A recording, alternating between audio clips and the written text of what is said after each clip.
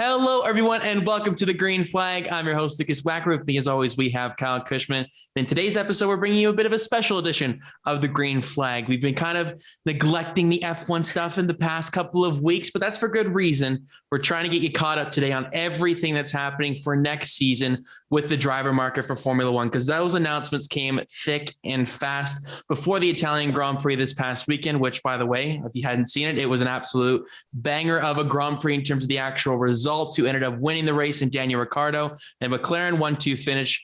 Unbelievable scenes at Monza, as per usual. The third straight time we've had more of a surprise-ish winner. Leclerc, Gasly, and now Ricciardo adding their name at the top of the podium at Monza. So we have the news and notes to get to in terms of the driver lineups today. And then if we have some time, we'll maybe look at what the outlook could look like for the remainder of the season in terms of the championship battles in both the driver and constructors standing. So lots to get to in today's episode. But before we get into all of that, how are you doing today, Kyle?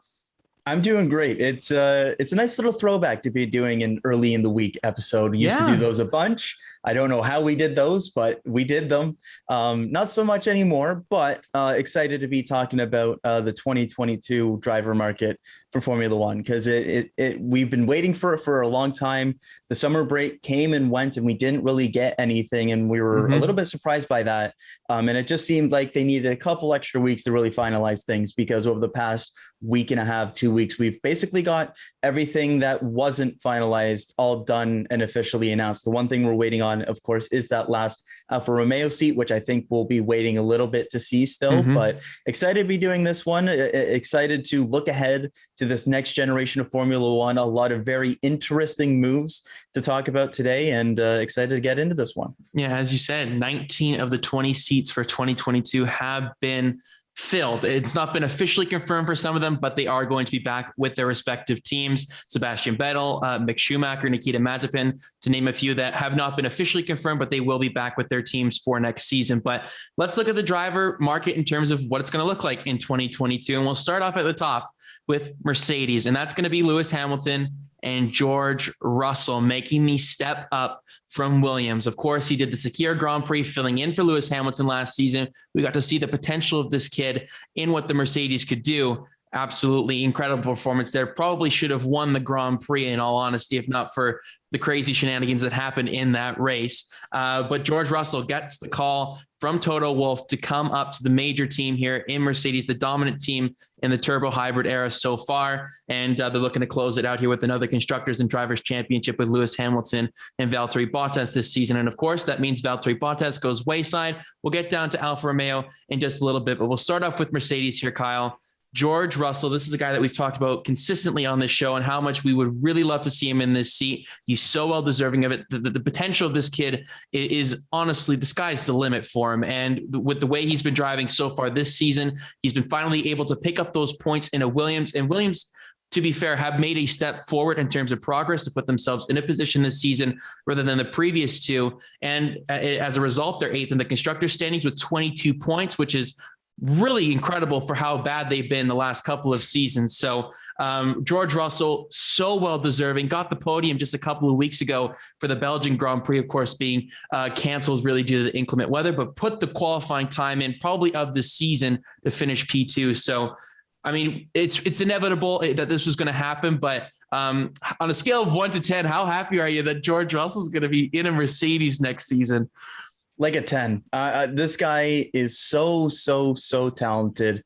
And it's been a long time coming for this announcement. He's had the talent to step into Mercedes probably since his Formula 2 days. His trajectory up to this point has been nothing short of remarkable. It was interesting to see over these last handful of years how differently Mercedes did things with George Russell versus Ferrari with Charles Leclerc, who did Formula 2, went to Sauber, did the 1 year there, and then got the call up. How differently it was from Lando Norris, who did the 1 year in Formula 2 and then immediately went up to the McLaren F1 team. So two different strategies in terms of how to develop a driver. You've got where you just put them right in from Formula 2. We saw that with Norris, where you give them a year, like we saw with Leclerc, and then with George Russell here, where you give them 3 years. And we've seen the performances this season be fantastic, especially recently, getting points in 3 out of the past 4 races, being very consistent. Obviously, the insane lap that he did at Belgium and then going out and getting the podium. Extenuating circumstances aside, all we'll see in the future is the result, and we won't ask how. But the way that they've handled it was something that I think a lot of people could have criticized, especially when you look at Valtteri Bottas and the declining performance. And then especially this season, having the rivalry with Red Bull and being in that Constructors' Championship fight and basically needing maybe a little bit more here and there than from what they've gotten from Valtteri Bottas. So you can make the argument that this year he should have been in the seat, but there was no question that he needed the seat going into next season. There was no way that he wasn't moving up from Williams, and whether that was either moving up in Mercedes or honestly looking elsewhere. I'm really glad that he's getting that call up. We're going to see him step into that seat, be a championship contender right away. And on top of it all, it's a brand new car for everybody next year. So it's going to be a bit of a jumbled up grid, but on top of everything, he's not going in with a Lewis Hamilton that knows the ins and outs of this car. You're going in with a situation, and this is going to be the case for all of these drivers that are changing, or some of the drivers that have struggled this year as well. You're going in on equal footing. Everybody's going to be learning these cars next year. So super, super excited to see what Russell can do. I think a lot of people forget just how dominant he was in that Formula 2 season, beating the likes of Lando Norris, Alex Albon, Nick de Vries, one of the most talented fields we've seen in Formula 2 history, and beating them decisively, beating them by the margin by like what Charles Leclerc beat Artem Markelov by, stuff like that. And the number 2 driver is Lando Norris and not Artem Markelov. No offense to Markelov, but it's a bit of a difference in talent there. And so we've seen the performances week in, week out at Williams.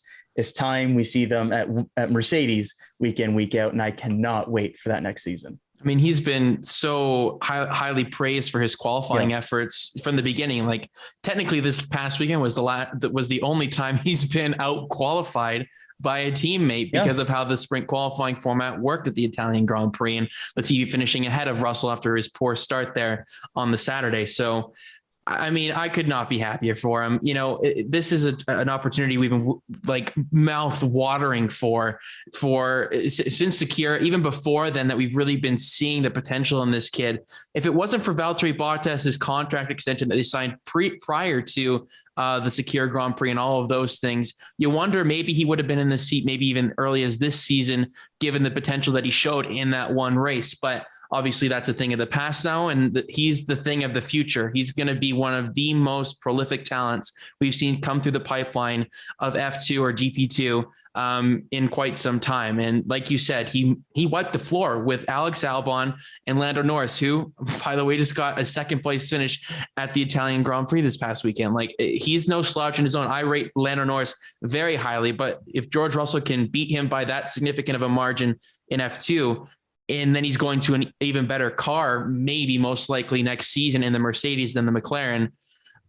I'm nervous for the competition. Lewis Hamilton's going to have a really, really tough fight against him next season with George Russell. And I'm excited that it's going to be 2 British guys in this kind of maybe rivalry. I think it's going to inevitably happen where there's a bit of a back and forth between the two, because they have so much pride and they want to succeed, whether that's Lewis Hamilton going for maybe his 9th world title next season or George Russell going for his first. There's a lot of different storylines there between the two in terms of how they want to end their career and how they're starting to really get into their career. So fascinating stuff by Mercedes. I think they handled it the best they could, given the circumstances. You know, I've been very critical about Valtteri Bottas on this show, and I think some of it's rightly so, and then some of it's a little bit overblown. I'm going to be honest on that, but I just think when you have a potential like this in George Russell, you have to give it a little bit of time, and you don't want to rush him, because we've seen what could happen with the like of an Alex Albon. Maybe that's a little bit of a different situation, but you have the powerhouse in Lewis Hamilton and then a Max Verstappen, who the car is more catered to, more built around it. You wouldn't want George Russell's performance to be in a high profile ride like that to be detrimented because the car isn't quite suited to his liking. But then we saw in the Secure Grand Prix that he could make do with a car that is more built for Lewis Hamilton. I mean, the guy is so much taller than Hamilton, and he was able to fit in that car and put in one of the performances of the season last year, despite not getting the victory. So I'm over the moon that this is going to be happening next season. I couldn't be more excited for this new era of Formula One. Part of me wants another season with this car to see what George Russell could do in it over the course of a full season when Mercedes is at the top, rather than maybe having that midfield start to close the gap on them with the cap budget and everything like that next season. But nonetheless, I'm ecstatic for Mercedes and just for Formula One in general, that they have the present and one of the greatest of all time in their seat right now, with a driver that is trying to prove himself and try and get to that level in the not so distant future. So ecstatic. I know I've said it plenty of times, but the potential of this kid is truly sensational. I don't know if we've seen a talent like this really. I mean, Max Verstappen, you could probably compare him to in terms of what their potential and their ceiling is starting to look like, but man, oh man, I think that they've handled this as the best as they could, like I said, and it's unfortunate for Bottas, but at the same time, all good things must come to an end, and this is definitely the start of a good thing here with Mercedes and George Russell. Yeah, I actually really like how they handled things with Russell. You had a championship level team that was getting championship level performances the entire time that he's been at Williams. When you look at the dynamic that Hamilton and Bottas had, it was a dynamic that they didn't really need to worry about. They knew how things worked. They could go out and get the results that they needed to make everybody happy, essentially. And then you look at Russell and what he's been able to do. He's been able to really try and find his driving in Formula One at the back without a lot of pressure on. You look at the 2019 season, especially really struggling at the back with that really difficult to drive Williams that was so far off the pace. But I think it does a lot to a driver and does a lot for their future performance to have that experience early on, to struggle at the back of the pack, to struggle to try and get a point, struggle for the 2.5 years that it took to finally get that first point, and have that experience before going to the top team and knowing what it takes to work with kind of the back markers before you get to the front of the grid. And on top of that, we've seen over the past year and a half, especially in 2020, where he got close to those points and then kind of slipped away in those kind of pressure moments. And so having him be able to deal with those pressure moments, again, when it's not a championship performance or anything like that on the line, or a championship or a constructors championship on the line, it's a point or two that in the grand scheme of things doesn't matter a ton. He gets to try and work through those. And then I think we saw a different George Russell come through at Secure when he got that opportunity. And I think we've seen a different kind of level, especially this season. So I really like the way that they kind of handle things with Russell, where they could have easily had that performance in Formula 2, put him in the Williams for a season and then put him up to their team and kind of see what happens. But instead they let him work things through, get acclimated to Formula 1, work with a backmarker team, learn things that way, and then truly earn those next level performances, which we've seen this season, especially in the last 3 out of the 4 races, especially to really earn that promotion. And so I really like the way that they've handled it in terms of the level of talent that he is. Absolutely one of the best. It's so tough to kind of describe where somebody is in terms of where they fit in on the grid when you've got such a worse car versus some of the rest. But in terms of talent coming into Formula One and talent that they've shown, I think he's very much in that Charles Leclerc kind of realm where they were dominant in GP3 or Formula 3, go up to Formula 2, dominate that championship in their rookie season, go up to Formula One. Obviously, Sauber was a much better team, but a very strong rookie season from Leclerc. Goes to Ferrari, and he's obviously been the number one there essentially since the second race of that season in Bahrain. So I think he's that territory. I think Verstappen's a completely different level from everybody else, just given how unique his path was. They changed the super license rules so that you can't have a Max Verstappen again because he was so damn young when he was getting into Formula One there. But I think if you put Verstappen in that A1 tier in terms of talents coming in, I think Russell, Leclerc are right there in that second tier. We've seen what Leclerc's been able to do at moments with the second best car on the grid early on in his Ferrari career. We've seen some of those special moments. You look at Monaco this year and putting the pole lap and then crashing right after that. but we've seen what he's been able to do. I'm excited to see what George Russell is going to be able to do next year. We don't know what the Mercedes is going to be like with a brand new car, everybody else having a brand new car. I'm sure we're going to get some jumbled up grid, but I think everybody expects Mercedes to still be in the championship fight and George Russell to be right there. So I can't wait for that one. It's obviously the biggest one. It's the biggest seat that's changing. It's the championship level seat that hasn't changed for quite a while.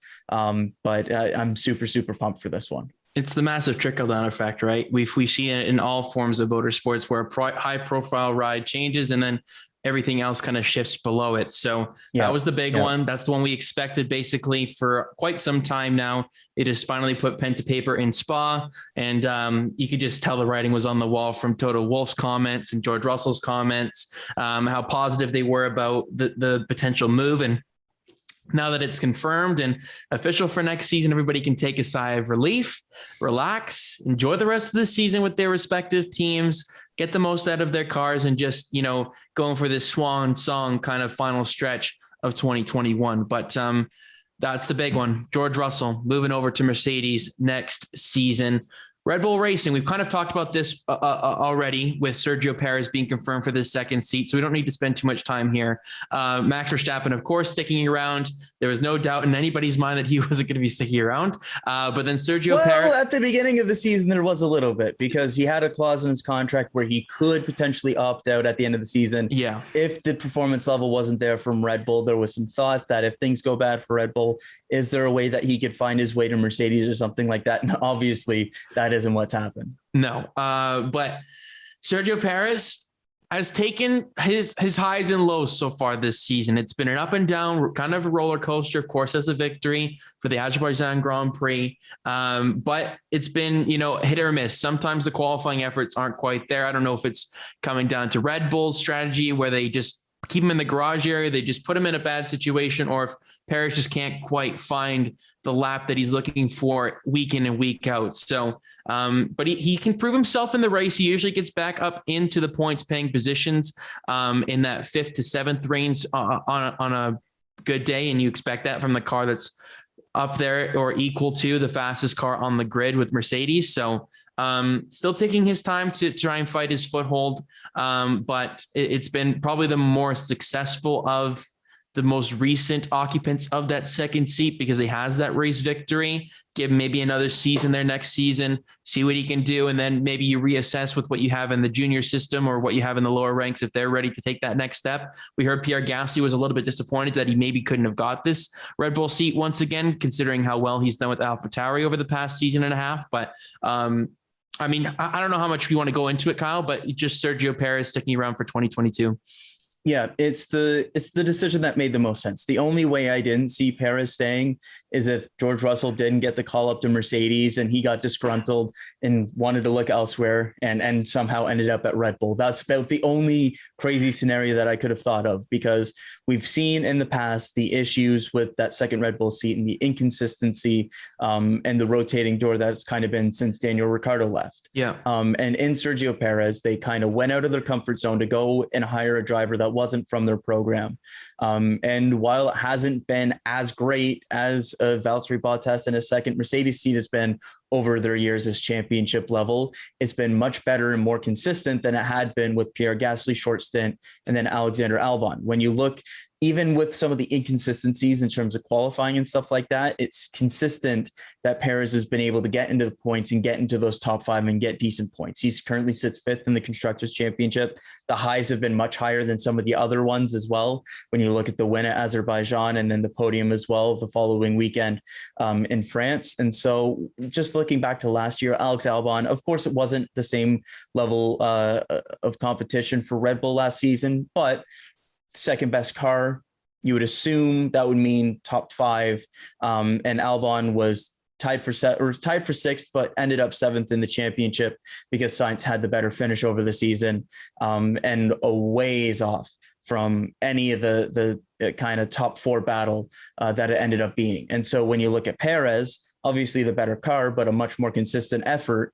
And he'd be up there in the top 4 if it wasn't for Lando Norris's insanely consistent and great season. And so taking all that into account, taking the veteran that he is and applying that to developing a new car into next season, everything just check the box of keeping Perez in that seat. I'm excited to see what he can do into next year with the hypercar or just with the next generation of car, because there's going to be a lot of development that's needed from a lot of these teams. A lot of these teams have younger drivers as well. And I think that could be an element that really, really helps Red Bull here, having Sergio Perez in that second seat next year. Yeah, you've got two very high profile drivers in that car right now. So give him another season, then we'll kind of reassess maybe around the summer break next season. If he's around the same area, then you start to look maybe at other options. But for right now, Sergio Perez is the no brainer in terms of keeping him in that seat for 2022.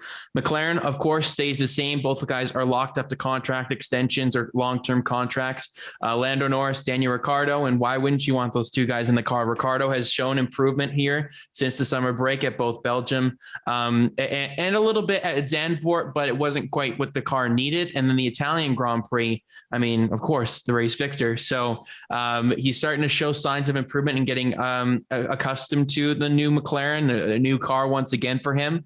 And if he can continue this consistency, those two are going to do wonders, I think, for the long-term future here, or at least the next couple of seasons for McLaren, and trying to make them more of a championship title threat consistently week in and week out. But they absolutely have the talent to do it with that lineup. I rate Lando Norris very highly, and I expected that coming into the season. I did predict him to win a Grand Prix, so I was kind of cheering for him in the Italian one on Sunday so that I could get that prediction right. But you never know. Maybe there's something down the line here that the McLaren could go out there and maybe get a victory once again. But his consistency so far this season has been almost better than almost anybody out there on the grid, considering his lack of DNFs and just how many top five finishes he's had this season. And then Daniel Ricciardo, of course, he took a little bit longer to get used to the car than we would have liked or expected to. When you look at some of the other guys that moved over the offseason, namely Carlos Sainz, at how quickly he became acclimated to the Ferrari. But Ricciardo has done very well as of late. And when you score a race victory for McLaren for the first time since 2012, I think that you've done yourself very, very well. So no brainer here. Obviously, it doesn't make any sense to really talk about them, Kyle, but your outlook for next season for McLaren's driver lineup here with Norris and Ricciardo. Yeah, this is one we knew wasn't changing because both drivers had years remaining on their contract. Norris ended up signing another extension on top of that. So wasn't any expectation that it would be changing.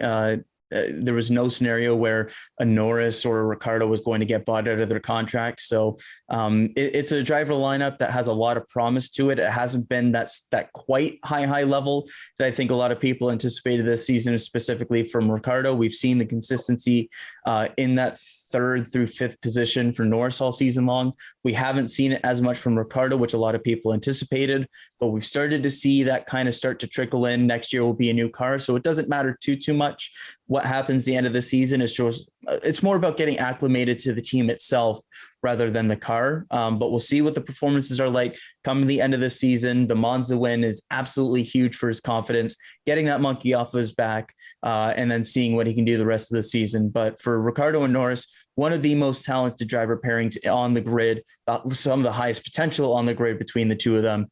And I think that's a driver pairing, especially, that a lot of people are going to be looking at next season and really keeping an eye on what they can do in that new McLaren. Definitely. That boost of confidence should do Ricciardo good down the stretch, and hopefully that carries into next season. We'll move on to Ferrari quickly. Charles Leclerc, Carlos Sainz, no change there. That lineup is for the future. I'm curious to see how they handle it for the future and if there's any move they want to make. Leclerc is definitely Ferrari's golden boy right now. And then Carlos Sainz just got there, and I don't think he didn't leave McLaren to be leaving there anytime soon either. So I'm ecstatic to see what Ferrari can do next season with the next generation of Formula One. They've been taking a little bit of a backseat the last two seasons after having a potential title winning car with Sebastian Vettel there in 2018, 2019, around those years. But these two guys are very consistent. Charles Leclerc, I think after having such a great 2019 in his sophomore season in Formula One and having two more seasons under his belt now, watch out for him next season if Ferrari can supply him a car that can go out there and contend for the championship or be a consistent podium getter. he's going to be really, really fun to watch next season. And Carlos Sainz is going to have a tough task to go against Charles Leclerc, but he's proven himself more than enough times that he is capable against the likes of Lando, Norris, and as well as many other teammates that he's had over his course of his Formula One career. It's not just been McLaren. People kind of forget about his crazy topsy-turvy career so far, going back to the Toro Rosso days, then Renault, and then now at Ferrari. So no real thoughts here, Kyle, but just their outlook again, like similar to McLaren for next season. Yeah, and very similar to McLaren in the fact that both drivers were known coming into the season with multi-year contracts. Of course, Charles Leclerc very famously having the longest contract in Ferrari history. And yes, that includes Michael Schumacher. So a lineup that I could see them keeping for a very, very long time. There isn't anybody in the current Ferrari driver academy that I look at as being that championship level driver in the future. Mick Schumacher, of course, he has the name value with him, but I think is going to be very hard pressed to get in there with the performances we'll see from Charles Leclerc and how good Carlos Sainz has been right out of the bat to try and get into that team in the near future here. So I'm very excited to see this driver pairing. It's already done wonders this season. When you look at how inconsistent the Ferrari was last year, Carlos Sainz has stepped in and has arguably been the best new driver at a new team this season, and just gives more and more excitement going into the future for Ferrari. We expect them to be one of the teams that takes a big step into next season with its new car, having the amount of resources that they have and being as kind of involved in the development of next year's car as soon as they were. When you look at the other kind of contenders with the amount of resources they have, and Red Bull and Mercedes needing to focus more on this season's car as well. So very excited to see their prospects next year. And again, one of those driver lineups that is extremely, extremely promising. And we've seen those moments from them this year, and for Leclerc, especially in the past when they had a better car as well. Yeah, when Ferrari's at a track so far this season that they have really put emphasis on, or the car just suits that track, they look pretty damn solid. So if they can consistently get that package across the board at all tracks, they're going to be ones to watch next season. Yeah, and I think the one that they've got circled probably on their calendar right now is Saudi Arabia. When you look at their performance that they've had at those street courses, at those tight corners and stuff like that. Obviously, Monaco is the one that stands out and how great they were there. I think they were disappointed to see Singapore drop off the schedule, because I think that would have been one that they would have had a very, very good car for. Not much going forwards the rest of the schedule in terms of those races that fit that. But I think Saudi Arabia is going to be that one that really, really is probably geared towards the Ferrari package that they have this season. Wouldn't be surprised if there's a surprise sort of Grand Prix there. Of course, never going there in the past, that always kinds of spice things up. We saw that with Turkey last season, new tarmac and everything like that. So fascinating stuff down the stretch. So keep your eye on Ferrari here for the remainder of 2021, but especially next season in 2022. We'll move on to Alpine here. Same driver lineup again here. Bit of a common theme in these kind of midfield packs. This one a lot more surprising though. Yes. In the beginning of the season, we did predict that Pierre Gasly would be on the move and maybe looking here to go to a French team in Alpine here and replacing Esteban Ocon. Of course, that's not the case. They're staying put with Fernando Alonso and Esteban Ocon. Of course, Ocon now a Grand Prix winner after the Hungarian Grand Prix. Unbelievable story there. And Fernando Alonso sticking around for at least one more season in Formula One after signing a 2-year deal. They confirmed that he's coming back for next season. So no concern over there at Alpine. They've had a pretty successful season so far on the tracks that suit their car, and they've gotten the most out of it. They're getting consistent points. They're right up there in that midfield battle at the back half of the top 10 when they can nail the setup. So, Alonso has come back this season and actually has done very, very well for himself, sitting P10 in the championship. So that's pretty damn solid for a guy that was out of the seat of Formula One and doing other things for a little way there. But for Esteban Ocon, he's proven himself more consistently as of late. A tougher start to the season, which may have raised some eyebrows in terms of maybe that seat could be vacant for 2022, but he's put that all to rest and he's got the contract extension. So Esteban Ocon is definitely a guy that can consistently get you results. And Fernando Alonso, we'll see how long he sticks around before they inevitably have to make a move to make or fill that spot from him. But this was a little bit more of a surprising one because we didn't know what to expect because you had a name like Pierre Gasly tied to a French team, but then at the same time, you'd have to most likely lose a Frenchman to get him in. But Pierre Gasly is obviously staying at AlphaTauri, which we'll talk about in a second. So your thoughts on Alpine staying put for 2022? Yeah, I thought that we'd see a change into next year, to be honest. They've been a team that hasn't been afraid to make those changes. We look at the big one being Daniel Ricciardo coming into that team, bringing Ocon in as a French driver as well in recent years. And I just thought that either something would happen this season, whether that be Alonso underperforming or Ocon underperforming, something happening there that would look towards them making another change. And I thought that the possibility of Pierre Gasly becoming available and looking elsewhere, I think all of that, a lot of people looked at as a scenario that somebody's going to lose out on a seat that's currently there, and Gasly's probably going to jump into their place. And instead, it's been a pretty healthy team dynamic to a certain extent. Of course, they've had their moments and whatnot, but everybody does. They've been fairly consistent, especially Fernando Alonso this year. He's been a lot better than I anticipated he'd be this year. Of course, Ocon got the win at Hungary, but on top of that, he's now finishing the points in 5 straight races as well. And so the consistency's been there a lot of the time. They haven't had that same high end that they'd be hoping for. Of course, they kind of got a lucky scenario to get that Hungary win, but they got the win regardless. Battling for 5th in the constructors isn't where they want to be as a make manufacturer, as somebody that's making their own engines. They want to be up there in that top 2, top 3 battle at the very least. They haven't been able to get there yet since they've returned to Formula One, but they're taking those steps again to get to that point. Daniel Ricciardo left. They brought in Fernando Alonso. He's filled that role of being that veteran driver to help develop the team. He's had the performances where bringing him back for that second year of the contract makes sense. Ocon has had those performances last year at the end of the season, battling against Daniel Ricciardo and out qualifying him, out finishing him a couple of races down the stretch. And then this season, of course, the win, but on top of that, some good performances here and there, especially in qualifying. And so there was no reason to move him on either. And so I like what they're doing at Alpine, slowly building. They need to get up the grid quicker. We'll see what they can do into next season, but at least for now, there was no reason to change that driver lineup. We'll see what they do into 2023.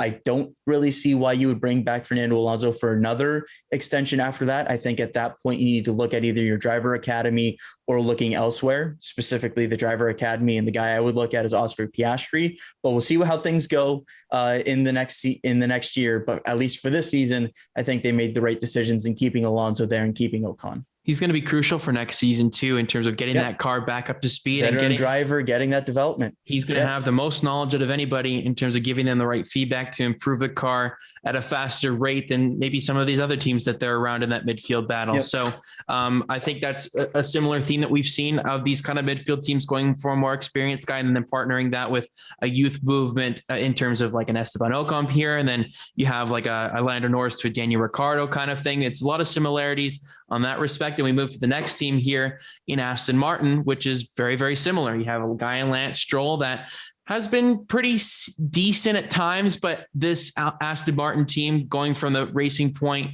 to Aston Martin in the rebrand this season and the entire whirlwind of a switch in terms of getting their performance from the Pink Panther car that was basically, you could argue, the second fastest car on the grid at times because it was a carbon copy of the 2019 Mercedes. And then this season, with the little bit of regulation changes, it completely threw them off. And they're back well ways in P7 in the constructor standings right now behind AlphaTauri. So not where they want to be, considering they were fighting for third and probably should have gotten third in the constructors last season, but they are staying put with their driver lineup for next season. Sebastian Vettel partnering the Canadian Lance Stroll. So for Vettel, happy he's sticking around. He's done more than enough so far this season. Realistically should have had the podium in Hungary before it got obviously DQ'd and taken away from him there. Unfortunately, that would have been obviously a huge boost for their points on the season. So maybe it's not quite the greatest correlation to how they performed so far, considering he finished P2 there. But nonetheless, they've taken 2 steps back, at least this season, compared to what they had last year. Lance Stroll, of course, is going to be sticking around with Lawrence Stroll having such a huge economic impact on that team and how much he funds that team and keeps it running. So I'm curious to know how long that relationship's going to last, or how long he's going to have a seat in Formula One. You'd imagine for a long, long time, for however long Lawrence Stroll is going to be there. But happy Sebastian Vettel's coming back. He's P12 in the championship right now, so not too bad, 35 points. So respectable, but not where Aston Martin want to be. But when you look at the names available, you're not going to drop one of those two guys. If you're going to drop somebody, it would probably be Lance Stroll, but you can't do that because it's Lawrence Stroll's son. So your thoughts, Kyle, on Aston Martin as well, staying put for 2022? It was expected. It also isn't confirmed quite yet, but it's going to be the same lineup. Sebastian Vettel's already said as much, and Lance Stroll isn't going anywhere. I just want to mention on Stroll here that I think at this point in his Formula One career, I think a lot of people would have hoped that he was a little bit further. But let's not forget, he's only 22 and he's younger than George Russell. He's younger than Charles Leclerc. He's younger than all these guys because he came into Formula One so early. In that Formula 3 season that got him that Williams seat in the first place, he destroyed the field. And in that field, finishing P3 was George Russell. So this is a guy that has had a lot of talent, came into Formula One way too early, and he's kind of paid the price because of that in terms of the reputation he has. But last year we saw the glimpses of what he's possible of. And even outside of Turkey, just talking about the season split in the first half of the season versus the second half. In the first half of the season, outside of that first Grand Prix, he finished in the points in 7 out of 7 races, 7 out of 8 of the first races. But after that first weekend, 7 consecutive points finishes, culminating with the podium at Monza, which honestly, if he had a better start, he probably should have been the one to win that race. The second half of the year, though, was a bit of a disaster. You look at three retirements in a row, the withdrawal, of course, due to COVID. So essentially 4 consecutive retirements, and outside of the points finish at Imola, and then just kind of everything else that happened, having the pole at Turkey, and then having things go the way that it did with the front wing damage and the tire degradation, all that kind of stuff. It was just a very, very bad second half of the season. Ended up P11 in the points, wasn't good enough for what that car was capable of, with Sergio Perez up there as best of the rest in 4th.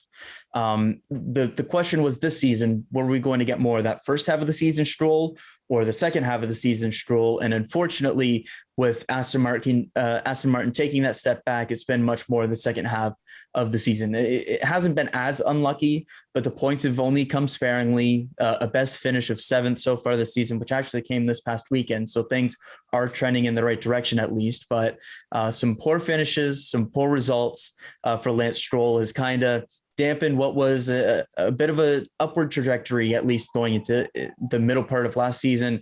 Started to fall back down a little bit at the end of last season and hasn't really gained that momentum back. I think the better part for Aston Martin, of course, is the high-end moments that you've gotten from Sebastian Vettel. Looking at the podium, of course, at Azerbaijan, the podium that should have been at Hungary, and getting kind of those points in big chunks, the strategy call at Monaco that really, really worked. So Sebastian Vettel's had much more of an up and down season in terms of, if it doesn't go well, it's really bad, going out in Q1, having very poor finishes, or having a good qualifying result, having a very good strategy, and being up there in the top 5, which he's done 4 times this season, if you include the race where he was disqualified. So overall, it's been a very inconsistent season for Aston Martin. They've been one of the teams that has been hit heaviest by the low rake versus higher rate cars and everything like that. We'll see what they can do into next season, because we know Aston Martin and Lawrence Stroll have aspirations of being a championship level team. And I think this is a team to really keep an eye on into next season, with the potential that this driver lineup does have with the new regulations, with the new car, and see what they can do with the time that they put into this new car in development, because they've got the resources to be one of those top 2, top 3 teams. Next season is going to be one of those first seasons of taking those steps up the grid. Yeah, I want to see them do well. You know, who doesn't really want to see the Canadian do well, along with the fan favorite Sebastian Vettel? And I think everybody loves Seb. Well, even on top of that, all of just the Aston Martin brand and coming back into Formula One after so long away and being such a historic brand as well. And the thought of an Aston Martin battling with McLaren and Mercedes and all this stuff is great for the sport. It's great for the brands themselves, and it's exciting to see. It's just this season, like if we had the Aston Martin brand last season with Racing Point, the storylines would have been awesome. Yeah. Hasn't been quite that same way this season, but I expect them to take that step up next year. They just need to put a neon yellow stripe on that car and it'll all be better. Just saying. I do miss the overall pink though. I did very much love having that very unique pink car. But yeah, I miss the pink and I miss the yellow of the Renault, but I think we have a little bit too much blue, but that's a different discussion for a different time. I'll settle for the British Racing Green, I guess. I'll take it. It needs to be a little bit more vibrant, but next on the list, AlphaTauri, another team staying put. We'll get to the differences in here in just a second. AlphaTauri, you know, there was a little bit of up and down in terms of what they could do. Both drivers were speculated to maybe be on the move at some point or another, whether that was Yuki Tsunoda being dropped or Pierre Gasly maybe finding a ride elsewhere, but that has not come to fruition. They have some guys in F2 that could be title contenders down there. And if they do end up winning the title, of course, they don't have a spot to go to for next season. They're going to be looking elsewhere in terms of getting some seat time, whether that's the reserve driver for AlphaTauri or going to some sort of different motorsport to try and get some seat time. But for next season, Pierre Gasly and Yuki Tsunoda will be behind the wheel of the AlphaTauris. And I think it's great to see Pierre Gasly at least stay in a ride that he feels comfortable with for next season.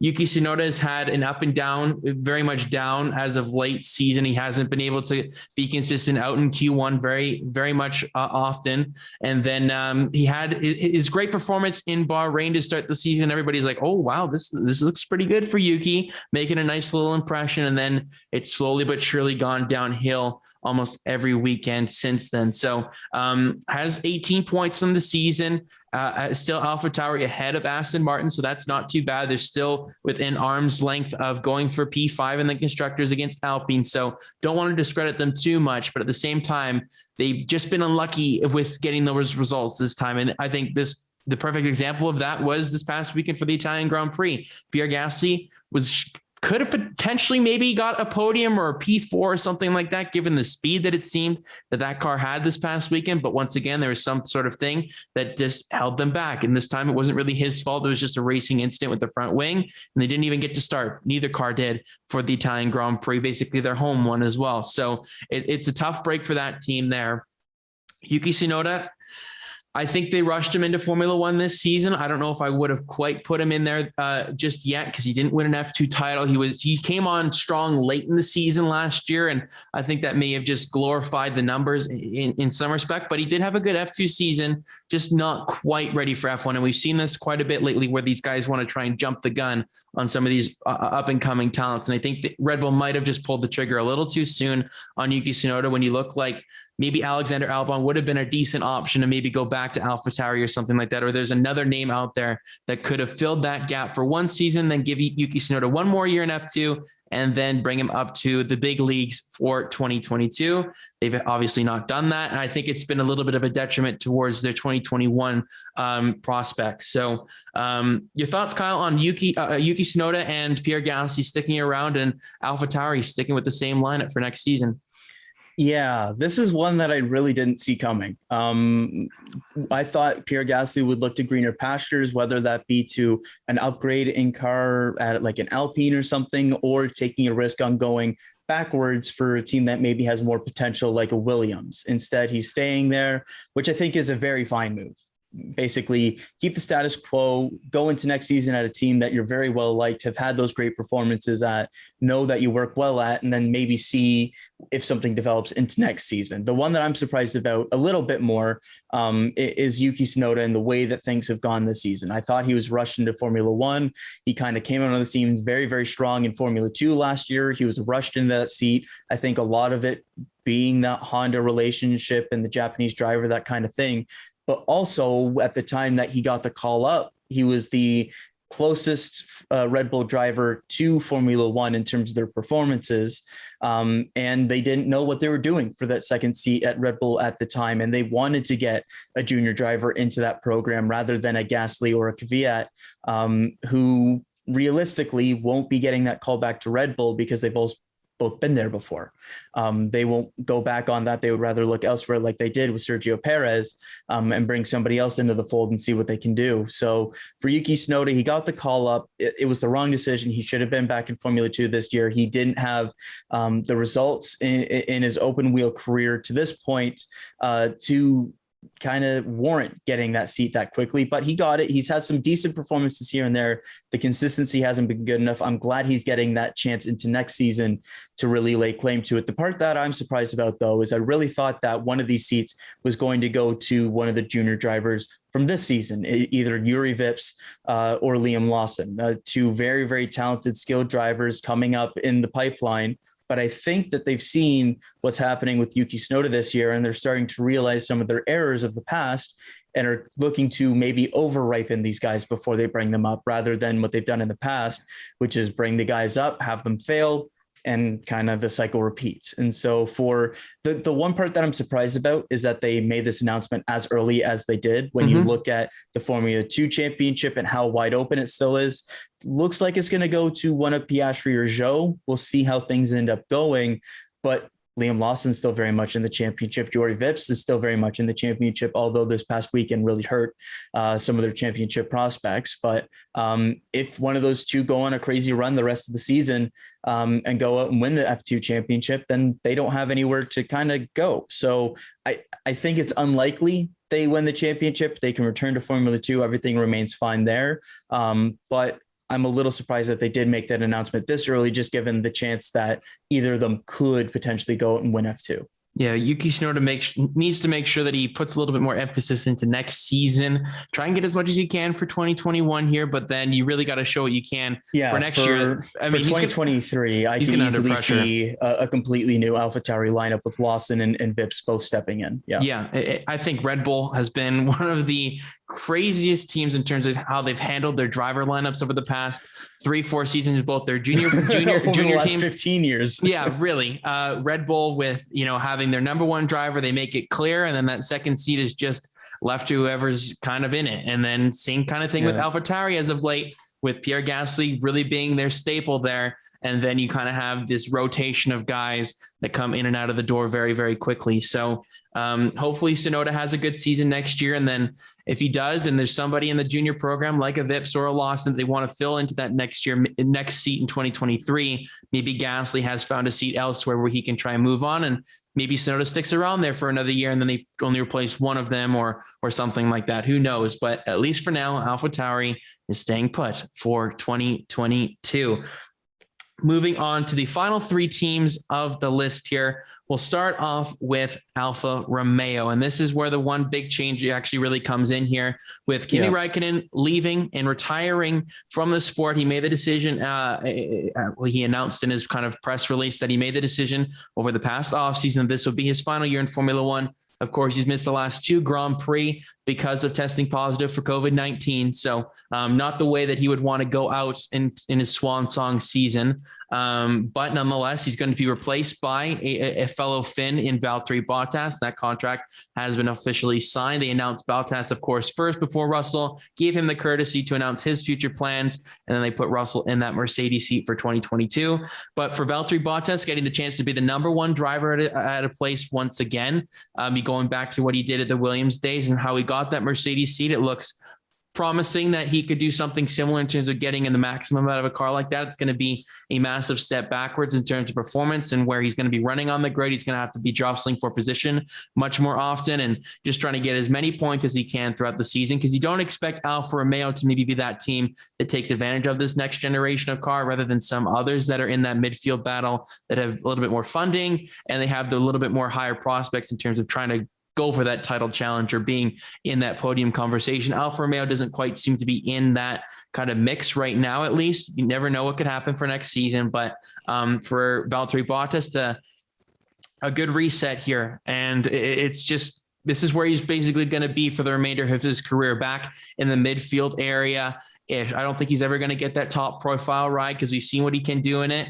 He did well at some cases, but not as much as you would want consistently. And that's probably going to be the detriment in terms of going for an F1 championship. This was his shot. Didn't quite get to accomplish that. So he's going to go backwards and try and see what he can do at closer near the rear of the pack for 2022 at least. But to partner him, as we said off the top, we don't know. That is the one seat that is left up for grabs. There's been tons of names thrown out around there. You know, of course, Callum Ilott was one that we looked at heavily last season because he finished so high up in the F2 standings, finishing runner up to Mick Schumacher last year. And he's kind of been thrown under the rug a little bit. We saw him make his IndyCar debut this past weekend in Portland. Of course, didn't quite go the way he wanted to after DNFing a little bit earlier on in the race. So, but he's going to run the remainder of the season for Juncos Hollinger Racing down there. So we'll see what he can do down in IndyCar. Maybe he finds a full-time ride there for next season, but there's talks of Guan Yu Zhou maybe getting this seat here. There was talks of Nick DeVries maybe getting this seat as the second driver here for next season.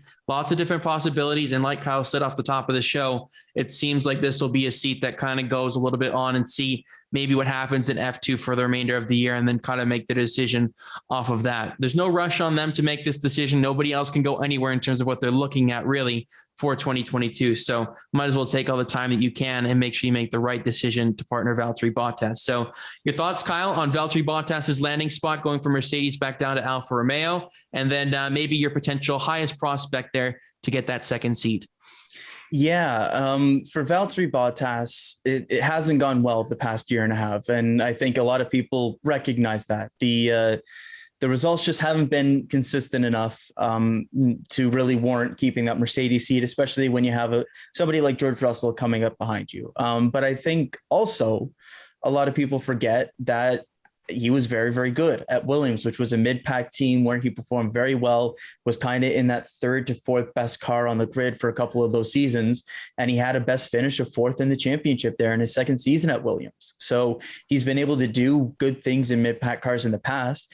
And since going to Mercedes, sure, the wins haven't necessarily been there with just 9 with the best car on the grid, but 17 pole positions going up against Lewis Hamilton. And that's going to be a massive, massive thing for a mid-pack team like an Alfa Romeo to go out and have somebody like Bottas, who, like we saw this past weekend, can go out and put in a fast lap that can beat the likes of Lewis Hamilton, Max Verstappen, is going to be crucial for Alfa Romeo to kind of climb up the grid a little. But we don't know what they're going to be like into next season. You would expect them to be in the lower half, but the Sauber in their history has had some decent cars and surprised a little bit. So anything is possible there with Alfa Romeo, but Bottas will be going back to that kind of mid-pack / back marker team there. And having his veteran leadership there is going to be huge for Alfa Romeo. They're going to know what he's been able to do at a Mercedes and then see what he's able to do in an Alfa Romeo and know what to work on with the car, especially with Bottas having that experience, having that ability to put in a fast lap that can really help them get that initial starting position that really helps those mid-pack teams get those finishes as well. So I think this is a great opportunity for Valtteri Bottas. He remains in Formula One. He has the pressure off his back. He doesn't need to worry about things. He can go to a team like Alfa Romeo and kind of finish out his Formula One career and kind of see what he can do with the mid-pack to back marker team again, which is where he had his best successes. So really happy that Bottas is staying in Formula One. He gets a lot of hate, and to a certain extent, rightfully so, not having those performances in the Mercedes. But I think a lot of people do forget just how good he has been at points in his career, some of the great performances that he's had, especially in qualifying, and how important that will be for a team like Alfa Romeo, which a driver like him just simply doesn't come available or have interest in going to a team like that all that often. No. I mean, like I said, I hate on the guy a little bit too much, but at the same time, I expect results in the Mercedes, and he hasn't quite found that consistently enough. When you look at the performance of that car, they had the fastest car in F1 history, and he wasn't really even in the same stratosphere as what Lewis Hamilton was able to accomplish in it. So when you compare 1 for 1, of course, you're comparing one of the greatest of all time to a guy that was very good for Williams, but I still expected a little bit more. Hopefully he finds a little his footing more so at Alfa Romeo here. But I'll pose the question to you here first, Kyle. What are you thinking for the second Alfa Romeo seat? There's a lot of different names out there. Could you go for the favorite for that second or for the F2 championship there in Guan Yu Zhou, or are you thinking they're looking elsewhere? There's a lot of talk about Nick de Vries just a couple of weeks ago, but maybe that is a little bit simmered down as of late. Yeah, I think it's essentially a 2-horse race between Guan Yu Zhou and Nick de Vries. For starters, Antonio Giovinazzi, I think, is deserving of that seat. He's had those moments. Last 2 weeks, he's been fantastic. I think it would be great to see him in a partnership with Valtteri Bottas there, but he's not contracted with Sauber Alfa Romeo. He's contracted with Ferrari, and they're going to look to have him be their lead guy and be their main driver with their new hypercars in the World Endurance Championship going into 2023, and is going to play a big development role next season. That's where we expect things to go. Otherwise, I don't really see why they would move on from Giovinazzi there, but we'll see how things play out in that regard. Maybe he's still in the conversation, but I think it's a little bit unlikely at this point, just given the direction that things have gone on in terms of the rumors and conversation. But Guan Yu Zhou brings a ton of money. We're talking about like 30 million type of stuff he's bringing to the table, and that's going to be a big factor for a team like Alfa Romeo. And so I do think it comes down to Zhou versus Nick de Vries. I'm not sure necessarily the relationship with de Vries. I know Fred Vasseur, the team leader at Alfa Romeo, has past relationship with de Vries and with Mercedes, and so maybe there's something there. But I do think the seat ends up with Guan Yu Zhou. He's been good in Formula 2 this season, especially in the feature races. That's where he's kind of been his best, with 2 victories there so far this season, early in the season at Bahrain, and then most recently at Silverstone, and then a second place finish in Monza. I think Piastri is going to edge him out for the overall F2 championship, but Piastri just doesn't bring enough money to the table, and he's an Alpine reserve driver.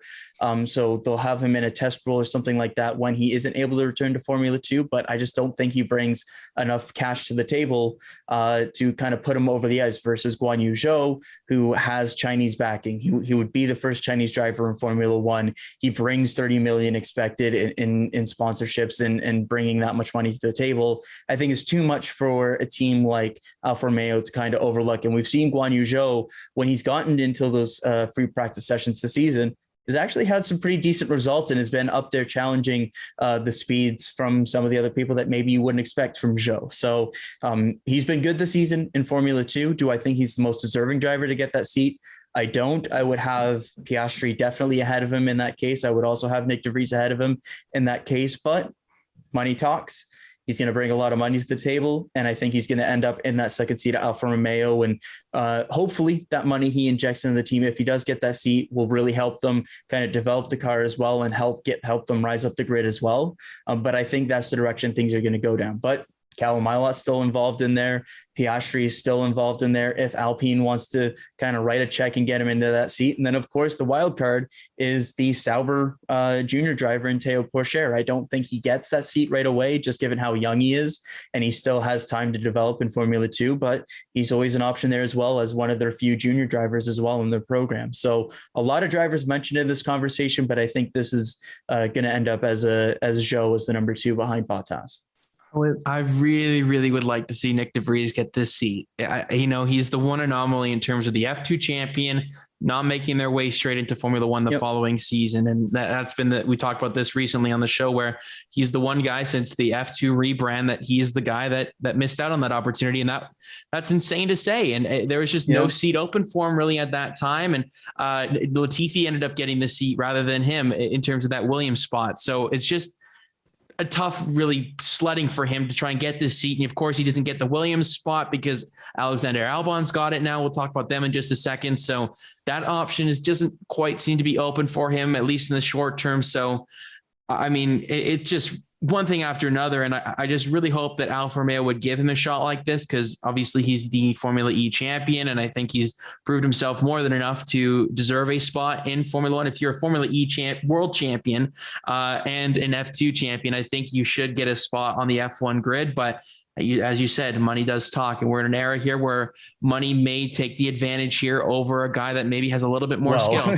So it's always been that way, but yeah, I think even maybe more so now because of how would you argue that, or would you say that? I would argue that. Yeah. Yeah. Okay. It's just, it's tough to say what they're going to do for that spot, but you're probably right in terms of saying Guan Yu Zhou gets that second spot. I think Giovinazzi has done a superb job so far as of late this season. I don't think he's gotten enough credit in that respect.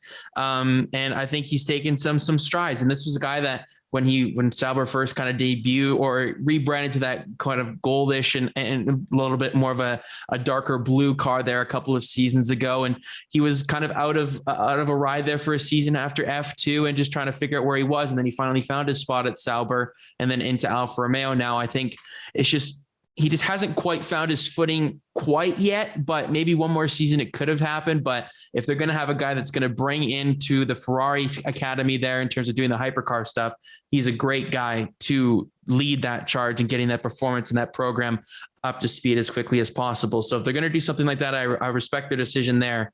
I just would lean towards giving the seat to Nick de Vries because I think he's just a little bit more deserving than Guan Yu Zhou, who's been in F2 for a couple of seasons, and now he's really taken his charge towards the championship this season. So difficult situation that Alfa Romeo find themselves in, going for most likely an entirely new driver lineup. And they're the only team on the grid that's going to be doing that for next season. So lots of different things, lots of different moving parts for them in 2022, but they should be an interesting team to watch. Yeah. And I think encapsulated in all of this, we have Oscar Piastri, who, if things continue the way that they're trending, is going to be back-to-back Formula 3 and then Formula 2 champion. And where that's the kind of level of performance that we've seen from a George Russell, from a Charles Leclerc in the past. And it would be a damn shame if he doesn't end up on the grid, and he would be one of those Formula 2 champions if it does trend that way.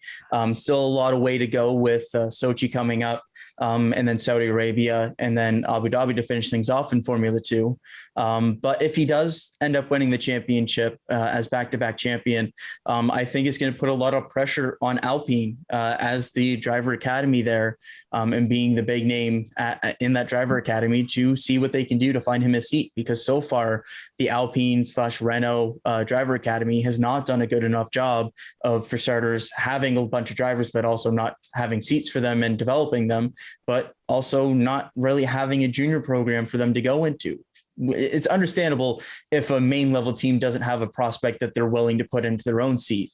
But with Red Bull, with Mercedes, with Ferrari, with all these other big driver academies that Alpine is trying to be, they all have these different seats or relationships where they can put these junior drivers into. So maybe they aren't quite good enough to go into their main team, but like an Antonio Giovinazzi or anybody else is still good enough to deserve a shot, at least in Formula One, and they can get it with the mid-pack backmarker team.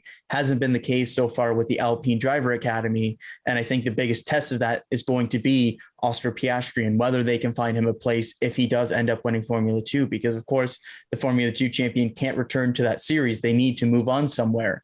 And it looks like if he does win it, he's going to be out of a seat and maybe a reserve driver or something like that, which as a 20-year-old back-to-back world champion between Formula 3 and Formula 2 would be a big, big disappointment. And the funny thing in all of this, of course, is that Guan Yu Zhou was also an Alpine reserve driver, just a very different circumstance there. So big seat to watch here. A lot of names kind of involved in this discussion between who can get it for a lot of various different reasons. I think whoever ends up getting the seat is going to tell a lot about what happens to Alfa Romeo in the future, looking at Nick de Vries and whether something happens more with the Mercedes relationship, Guan Yu Zhou, them kind of investing more into their own team, or an Oscar Piastri or a Callum Ilott with kind of the relationships with Ferrari or with Alpine there as well. And then kind of looking over all of this, of course, is the Michael Andretti purchase rumors, and Alfa Romeo Sauber being the one that a lot of people point to as potentially being the one. So a lot of stuff up in the air for Alfa Romeo right now. The first one, of course, to cross the bridge is going to be the 2022 second driver to Valtteri Bottas, and quite a few names for them to kind of sift through and make that decision between. Fascinating stuff. They're an interesting team. I wouldn't have really thought that Alfa Romeo would be the team that we'd be really keeping an eye on this late, but we did predict in our preseason stuff that they would maybe looking towards a rebranding back to Sauber, and there could be some definitely shuffling of the guard there. We looked at them potentially being the next, I guess then Alpine junior kind of team if they were looking to do something like that, but that hasn't quite come to fruition. But if one of their junior drivers ends up getting that seat, we'll give ourselves maybe a little bit of a half point. So that'll do it for Alfa Romeo. The final two teams here, we'll go to Williams first and end it off with Haas. Williams making the big splash here for Alexander Albon to fill the vacant seat left by George Russell, and the Canadian Nicholas Latifi sticking around for yet another season in that seat and well deserving of getting that second seat once again this season. There's a little bit of skepticism about him after last year, but all of his results were looking towards an unbelievable talent in George Russell. So it's difficult to kind of differentiate the two and say that they are one and the same in the same car. But Nicholas Latifi has taken a big step forward this season, been in the points a couple of times already. And that's, pretty damn impressive, getting 7 points so far this season.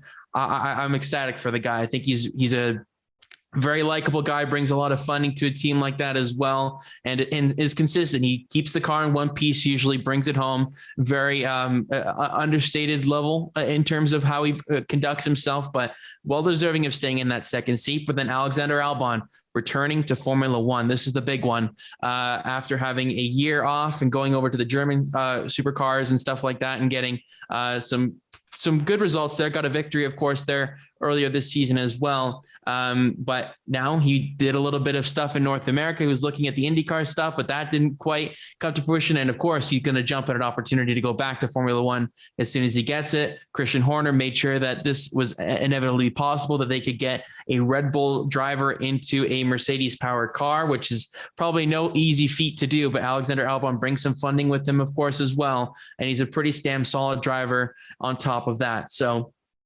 this is a great move for Alexander Albon, for a team that has prospects of coming up through the grid and trying to make themselves back to their glory days of challenging more consistently. I think this is a great move for him in terms of the short-term future here. Looks maybe elsewhere in a couple of years' time, but to get back into Formula One with a team that has a lot of promise and is focusing very much so on next season earlier on than a lot of teams are, it makes a lot of sense for Red Bull to really push for this move and try and get Alexander Albon at least in this seat, rather than maybe going for that Alfa Romeo second seat. This one has a lot more potential from the paddock's point of view and from fans' point of view for 2022. So your thoughts on Williams' lineup for 2022, Kyle?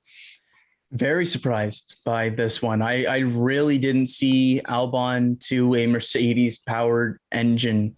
That's very, very surprising to me. And of course, there's a lot of legalities in terms of the clauses and information that can be shared and all this kind of stuff. But I really thought it was going to be too much of a hurdle to overcome.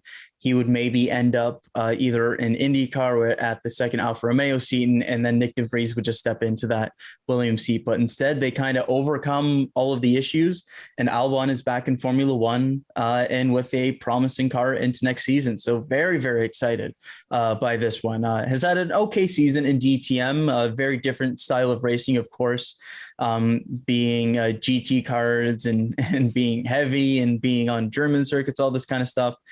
He did get the win, though, of course, so far this season, currently sitting sixth in the championship. We'll see how things end out that season. But so far, pretty decent for him, going to a very different style of racing. Just kind of keep his feet wet in terms of racing. I was kind of hoping that he would end up at IndyCar, because that would have been a very, very exciting prospect. But very good opportunity for him here at Williams. Gets back on the Formula One grid with a promising team into next season, and we'll see where things go from here. I think that this could potentially be a long-term relationship with Williams if things go correct. I like Albon as a prospect. I think he's had those flashes, especially at Toro Rosso beforehand. And of course, some of those moments at Red Bull that maybe ended in disaster, Lewis Hamilton there. But I think overall he's shown enough that he deserves to be in Formula One. Was unlucky to not have a seat this season, and I'm glad he's back going into next season at a team like Williams that's expected to take a step up the grid and go out there and see what he can do, competing with Nicholas Latifi, who's had moments this season as well. So that's going to be a fascinating driver battle to watch. You would expect Albon to be the number one driver there, but we've seen moments from Latifi this season. Albon's been out of the game for a year. So that's one that I've definitely got an eye on to see how it goes. Because Albon, you would expect having the I guess former Red Bull ties now, technically. Yeah, he's been released technically from the team. Even though it's still having the ties, just not officially. Yeah. But you would expect him to maybe look to parlay this into something further up the grid, but we'll see how things go. Maybe Williams is just the team that takes a step up the grid, and this remains a long-term prospect. But I think a lot of people are happy that Albon is back, getting the second chance. I know a lot of people thought he deserved it last season, and the way things have gone with Yuki Tsunoda this season, I think you can definitely make that argument. But yeah, definitely a deserving second chance here for Alex Albon. Now it's just up to him to make the most of it going into next season. All the best friends are back on the grid in 2022. What a welcome sight. George Russell, Charles Leclerc, Lando Norris, Alexander Albon, the foursome are back together again. And I'm sure we'll have lots of fun in terms of content from all four of those guys being back within under the same roof, essentially, in the sport. So really ecstatic for Williams that they're making a move like this. And they went for a guy like Alexander Albon and didn't take the easy way out. They went and tried to pursue a guy that has potential, has experience at a top team that could bring them even further up the grid, and is a good replacement for a name like George Russell as well. So, and then for Nicholas Latifi, happy for him, like I said. So final team here, Haas, unchanged for next season, not officially expected, but basically confirmed. Mick Schumacher will stay. Nikita Mazepin will stay. Sorry about that. So both of them are going to stay. Mazepin, of course, for funding reasons and having such a huge money balance at a bank account behind him that keeps him in that seat. Mick Schumacher's had some pretty decent performances so far this season. But in that Haas, I mean, it's just trash at the back of the grid right now. So they've entirely focused on next season in terms of getting a really good package underneath them and see what they could do. They haven't put any really development into this year's car. They haven't, period. It's just been just trying to get through 2021 and really try and go for it in 2022, because we've seen it glimpses at times to the beginning of the season where they are in the points. And we saw a couple of seasons ago with that crazy tire schmozzle with Romain Grosjean and Kevin Magnussen at the Australian Grand Prix. The potential was there. They were up in that top 5 mix. So they're trying to get back to similar style in terms of getting that performance there. So maybe they can get closer to that top 10 next season. Of course, there's going to be back markers next year. Not everybody can get up to the top, but Haas is really one that's really trying to take that next step after having 2 really dismal seasons here to end this era of Formula One. So no real shock here in terms of what they have, but it's not officially confirmed, but very much highly expected that this will be the lineup for next year. You're not going to get rid of Mick Schumacher, and Nikita Mazepin is self-explanatory. Yeah, both had multi-year contracts as well, so there was no change expected going into this season. Yeah. Back in 2018, Haas finished 5th in the constructors, ahead of McLaren, ahead of then Force India, now Aston Martin, ahead of Sauber, ahead of Toro Rosso, ahead of all of these teams. So they were good. Like they were good, man. And just things have just fallen apart the last few years. They were slow to adapt to certain changes. They were slow to react to their declining performance, and they're paying for it, especially this season. The question is going to be how much does the entire focus being on this next generation of car help them? Does it help them compete for 8th or 9th, or does it help them compete for 5th, 6th? And I think that's the big question going into next season for them. With the driver lineup and how inexperienced it is, I'm sure that they're going to be one of those bottom 2, bottom 3 cars, if not the worst car on the grid again, or at least the worst performing car on the grid again next season. But Mick Schumacher has had, I think, better flashes than people expected this season. We've seen him in the past really struggle in his first season in a new championship and then really start to thrive in the follow-up season. We saw that in Formula 2. We saw it in Formula 3. We've seen it basically his entire career. That gives promising signs potentially into next season. Nikita Mazepin has had his moments, of course, in terms of spinning, having incidents and whatnot, but he's also shown some decent pace at times as well. So there was no changes coming at this team. Schumacher wasn't going anywhere. Mazepin wasn't going anywhere. It's just more what happens with this team long-term, I think, is the question. What happens next season in terms of their performance? What happens next season in terms of the funding? Does the team get sold at some point? And if so, who's buying? What happens for the driver lineup? Do they end up having two paid drivers at some point? Like what ends up happening here? So very interested to see Haas into the next season more from the off track stuff, but we're never going to change the driver lineup into next season. It's just going to be more about getting those consistent finishes more often from their two drivers. I'm just here for the Mick Schumacher and Sebastian Vettel content this year. I mean, that's just so wholesome. Well, recently hasn't been so good. No, but it's just such a welcome sight to see the two of them bond like that and just see that connection that for older Formula One fans that they got to see with Michael Schumacher. And then, of course, kind of his protege to an extent in Sebastian Vettel. So, that does it for what the driver market's going to look like for next season. Like we've said, the only seat left available is that second Alfa Romeo seat we expect for 2022. And we'll, of course, bring you up to date on when that seat gets filled and who it gets filled by next year. But to round out the episode here, Kyle, prospects for the remainder of the season in terms of the championship battle, lots of different things to consider here. We have a 1 week break before getting right back into the swing of things. It's kind of a 1 week, one off kind of thing, one on, one off for a little bit here with Russia, Turkey, and then the United States. So lots of different weeks here to differentiate in terms of mixing up that championship battle. It's tight as ever. It's really not been this tight in a long, long time in both the drivers and the constructors. It's still up for grabs. So much still to play for. Verstappen has a 5-point lead over Lewis Hamilton. And I mean, those two have just been going back and forth the entire year. And then, of course, Monza here this past weekend, Verstappen getting the 3-place grid penalty for Russia. So you expect Lewis Hamilton to try and maximize that weekend there in 2 weeks and really try and build up that momentum for the championship. And then Mercedes has a little bit of an advantage over Red Bull, about 18 points over them right now. So it's not insurmountable by any means for Red Bull to try and make up that gap. And then it's equally as compelling of a battle for third in that constructor. McLaren find themselves back in that battle with Ferrari. And then behind that, you even have AlphaTauri and Alpine going for that spot there for fifth. So there's so many different battles throughout the field. It's been an incredibly competitive season throughout the grid. But what are you looking forward to most here as the season starts to near its end? Of course, it's a long way till December, but the picture is becoming clearer and clearer as to who we can expect to perform and what we're watching week in and week out. Yeah, I think the biggest thing, and especially after this last weekend, is does this championship battle continue to blow up and have these big moments on track? For a lot of their history together on track, Lewis Hamilton and Max Verstappen have been very kind rivals in a sense of knowing each other, respecting each other, and not really having those on-track moments or incidents.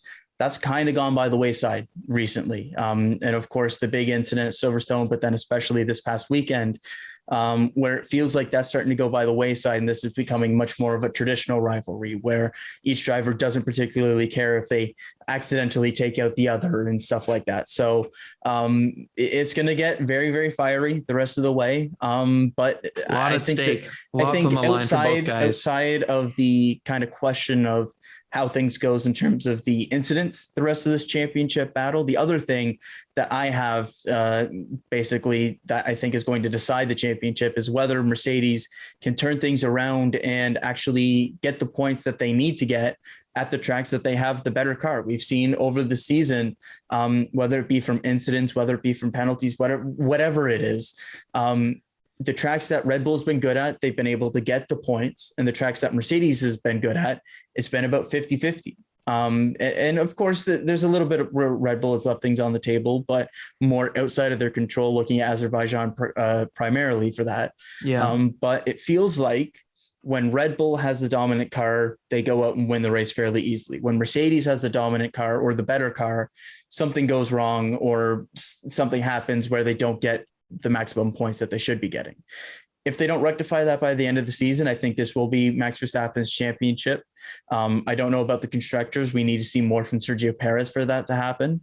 But if Lewis Hamilton's going to win this drivers' championship, they need to have more consistency in terms of getting those results when they have the advantage. And so far, at least recently, they haven't done so. So that's the big two things that I'm looking at here. Yeah, there's so much. This has been an incredible championship battle so far, and the fact that it's only 5 points right now is sensational. And if this is the fact that this is the way that we're ending this era of Formula One, it couldn't leave on a better note right now. The fans are getting the best content that we've been craving for the past 6-8 years, it seems, with this generation of car. Mercedes is dominated. We've been waiting for a guy to take the title challenge. We thought Sebastian Vettel and Ferrari were there multiple times over the course of this time period. Kind of teetered off after the summer break. It just couldn't quite sustain that for a whole season. Red Bull seemed to be the closest team to doing that. And of course, being the championship leader right now, we wouldn't have expected that at this point of the season if you told us that in the preseason. Of course, Red Bull showed glimpses there in Bahrain in testing, but I don't know if anybody thought it was going to be this close, this late on into the season. And there's only 1, 2, 3, 4, 5, 6, 7, 8 more Grand Prix. So things are running out. We, of course, are waiting on one more Grand Prix to be announced. We expect that to be in Qatar for the third to last race of the season before when we go into that got a Middle East stint to end the season with Saudi Arabia and then Abu Dhabi. So still lots to play for. We have one more sprint weekend. So expect fireworks at Brazil because the previous 2 sprint weekends, the 2 championship rivals have collided. So who knows what to expect here in the final 8 races of the season. But I'm sure for you too, Kyle, this has been above and beyond what we could have hoped for in terms of having some surprise winners, sometimes surprise podiums getters, and actually having the 2 title contenders collide. And, it sucks for both of them that they ended up getting that because you'd rather see them race head to head, but it does spice things up when there's a little bit more tension in the air and they get together on one occasion or another. So any final thoughts before we wrap up this special edition of the Green Flag? I'm glad we got to sit down and talk about some F1 stuff for the first time in a little bit.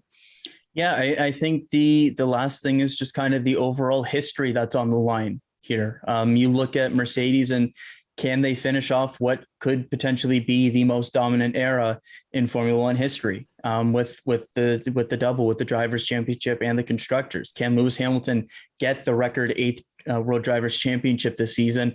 And then on top of that all, will we have for the first time since 2008 a drivers' champion that is not from the constructors winning team? Of course, in 2008, Felipe Massa and Kimi Räikkönen winning the constructors' championship with Ferrari.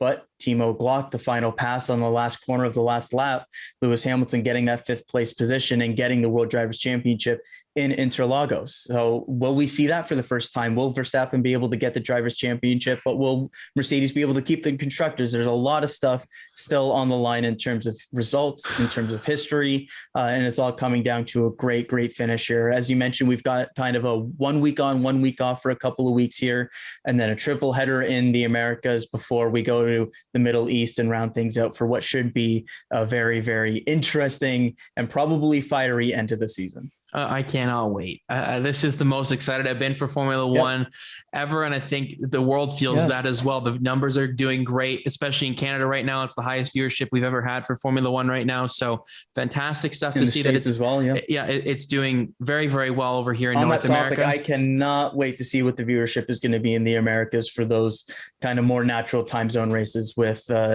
the United States Grand Prix, Mexican Grand Prix, and Brazilian Grand Prix. If the numbers are doing as well as they are for the 8-9 start times, can't wait to see what they're going to be for those more regular afternoon start times. Yeah, we're at about 450,000 viewers each time, about the 9 a.m. in that range. The top 3 this season for Canada has been in that 450 to 500K range.